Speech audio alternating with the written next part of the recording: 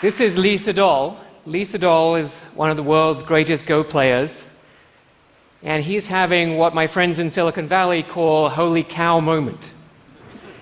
A moment where we realize that AI is actually progressing a lot faster than we expected. So humans have lost on the Go board. What about the real world? Well, the real world is much bigger, much more complicated than the Go board. It's a lot less visible, but it's still a decision problem. And if we think about some of the technologies that are coming down the pike, so Noriko mentioned that reading is not yet happening in machines, at least with understanding, but that will happen. And when that happens, very soon afterwards, machines will have read everything that the human race has ever written. And that will enable machines, along with the ability to look further ahead than humans can, as we've already seen in Go.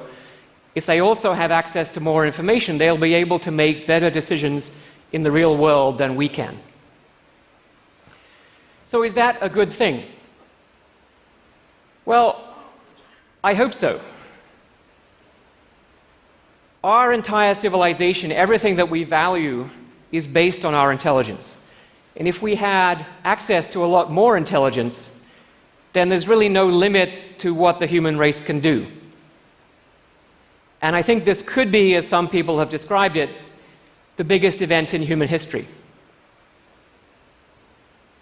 So why are people saying things like this, that AI might spell the end of the human race?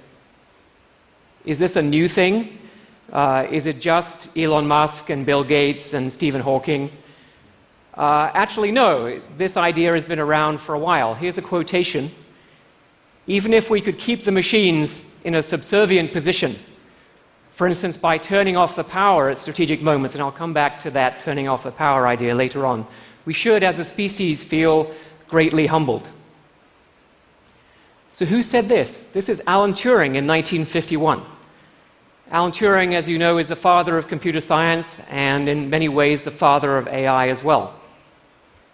So if we think about this problem, the problem of creating something more intelligent than your own species, we might call this the gorilla problem.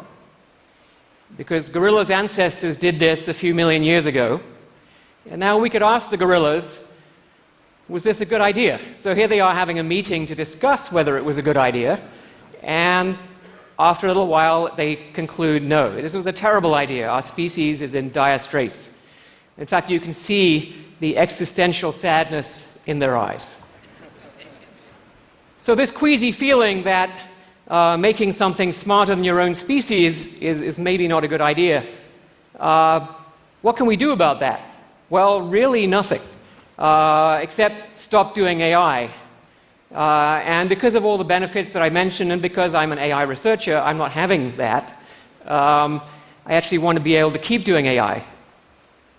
So we actually need to nail down the problem a bit more. What exactly is the problem? Why is better AI possibly a catastrophe? So here's another quotation. We had better be quite sure that the purpose put into the machine is the purpose which we really desire.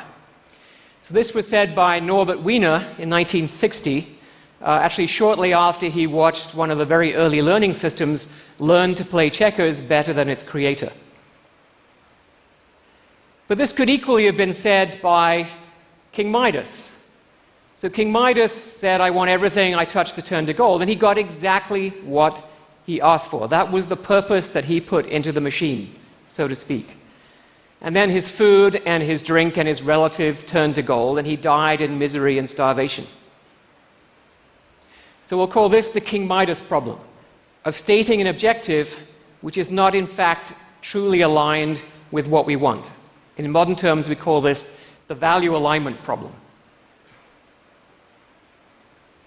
So putting in the wrong objective actually is not the only part of the problem. There's another part.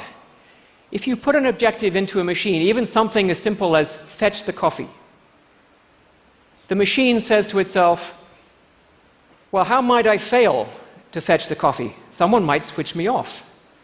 Okay, I have to take steps to prevent that. I will disable my off switch. I will do anything to defend myself against interference with this objective that I've been given. So this single-minded pursuit in a very defensive mode of an objective that is in fact not aligned with the true objectives of the human race. That's the problem that we face. And in fact, that's the high-value takeaway from this talk. If you want to remember one thing, it's that you can't fetch the coffee if you're dead. Okay, it's very simple. Just remember that. Repeat it to yourself 3 times a day. And in fact, this is exactly the plot of 2001. HAL has an objective, a mission, which is not aligned with the objectives of the humans. And that leads to this conflict. Unfortunately, HAL is not super intelligent. He's pretty smart, but eventually Dave outwits him and manages to switch him off. But we might not be so lucky.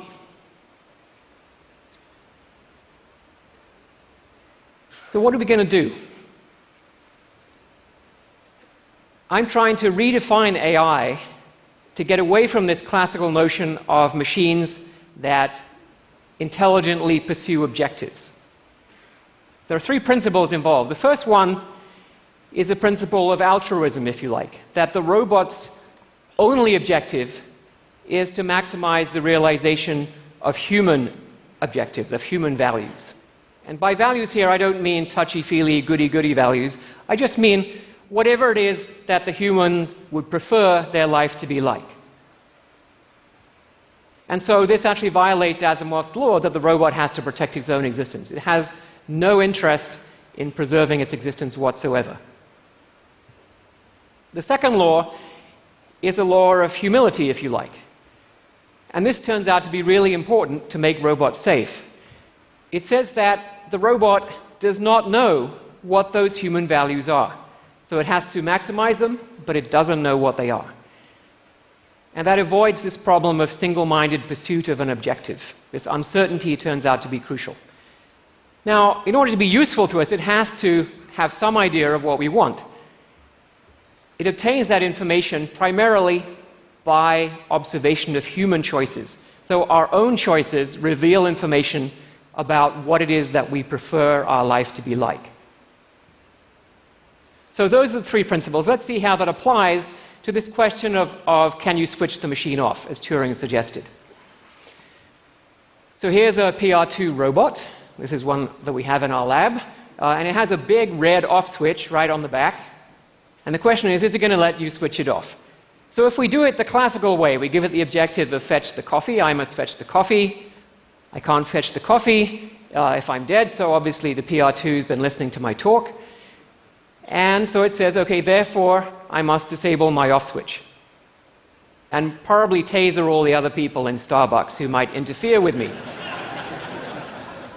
So this seems to be inevitable, right? This kind of failure mode seems to be inevitable, and it follows from having a concrete, definite objective. So what happens if the machine is uncertain about the objective? Well, it reasons in a different way. It says, okay, the human might switch me off, but only if I'm doing something wrong. Well, I don't really know what wrong is, but I know that I don't want to do it. So that's the first and second principles right there. So I should let the human switch me off. And in fact, you can calculate the incentive that the robot has to allow the human to switch it off, and it's directly tied to the degree of uncertainty about the underlying objective. And then when the machine is switched off, the third principle comes into play. It learns something about the objectives that it should be pursuing because it learns what it did wasn't right. And in fact, we can, with suitable use of Greek symbols, as mathematicians usually do, we can actually prove a theorem that says that such a robot is provably beneficial to the human. You are provably better off with a machine that's designed in this way than without it. So this is a very simple example, but this is the first step in what we're trying to do with human-compatible AI.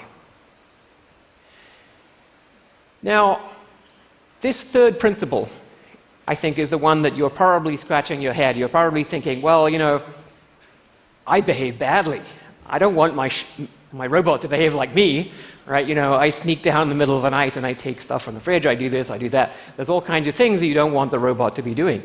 But in fact, it doesn't quite work that way. Just because you behave badly It doesn't mean the robot's going to copy your behavior. It's going to understand your motivations and maybe help you resist them if appropriate. But it's still difficult, right? What we're trying to do, in fact, is to allow machines to predict for any person and for any possible life that they could live and the lives of everybody else, which would they prefer? And there are many, many difficulties involved in doing this, and I don't expect that this is going to get solved very quickly. And the real difficulties, in fact, are us. As I have already mentioned, we behave badly, and in fact, some of us are downright nasty. Now, the robot, as I said, doesn't have to copy the behavior. The robot does not have any objective of its own. It's purely altruistic. And it's not designed just to satisfy the desires of one person, the user, but in fact, it has to respect the preferences of everybody. So it can deal with a certain amount of nastiness, and it can even understand that your nastiness, for example, you may take bribes as a passport official because you need to feed your family and send your kids to school.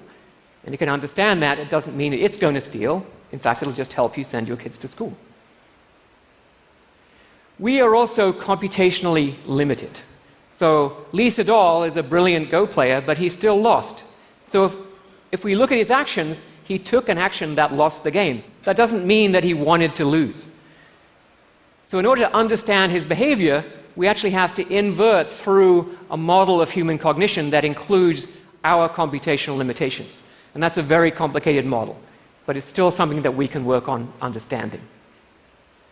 Probably the most difficult part from my point of view as an AI researcher is the fact that there are lots of us.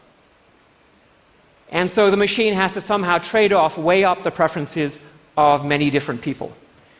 And there are different ways to do that.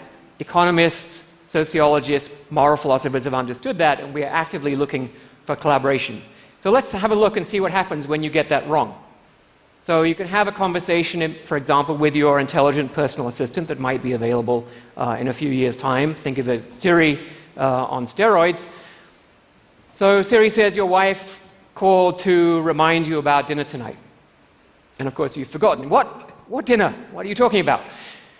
Your 20th anniversary at 7 p.m. I can't do that. I'm meeting with the Secretary General at 7:30. How could this have happened? Well, I did warn you, but you overrode my recommendation. Well, what am I going to do? I can't just tell him I'm too busy. Don't worry. I arranged for his plane to be delayed. Some kind of computer malfunction. Really? You can do that? He sends his profound apologies and looks forward to meeting you for lunch tomorrow. So, the values here, there's a slight mistake going on, right? This is clearly following my wife's values, which is happy wife, happy life. Right? It could go the other way. So you could come home after a hard day's work and you say, okay, I have a long day. Yes, I didn't even have time for lunch. You must be very hungry. Starving, yeah, could you make some dinner?